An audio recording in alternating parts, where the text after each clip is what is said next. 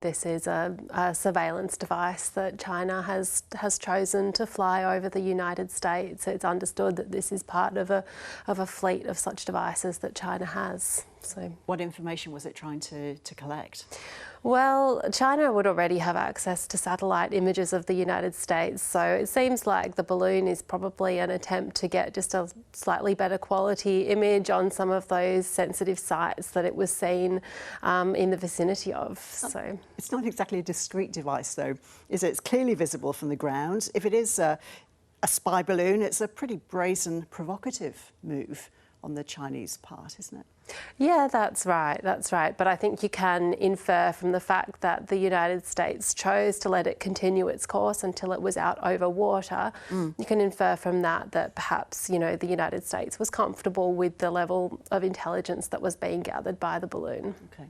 So China has called the move an overreaction, the shooting down of the balloon. It says it's reserved the right to take further action. The US Secretary of State Antony Blinken, for his part, has cancelled a visit to Beijing. He was meant to be there now. In terms of the fallout, what impact is this having on China-US relations? Well, it's certainly made it impossible for the Blinken visit to go ahead, because politically it would be very difficult for the Secretary of State to visit China in those circumstances. And the hope from that visit would be that it would be a chance for the two sides to establish some guardrails and some common approaches to issues that were first discussed at the Biden-Xi summit last year. But now, of course, it's not clear when the timing will be right for those discussions. What did you make of Joe Biden's decision not to shoot down the balloon while it was over the ground and to wait until it was over water? Yeah, I mean, from what we understand, it's a combination of the fact that there was a risk to civilian life by shooting down the balloon while it was over the mainland of the United States, but also potentially the fact that, that the intelligence risk was acceptable.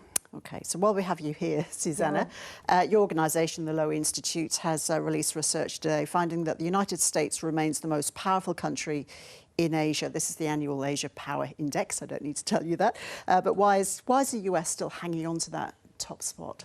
Well, many people assume that China had long ago eclipsed the United States as the primary power in Asia, but in fact what our data shows is that the United States has some pretty formidable advantages in terms of the strength of its economy, its demographic outlook, its military capability. All of those things are areas in which China has struggled, frankly, to establish itself as an equal to the United States.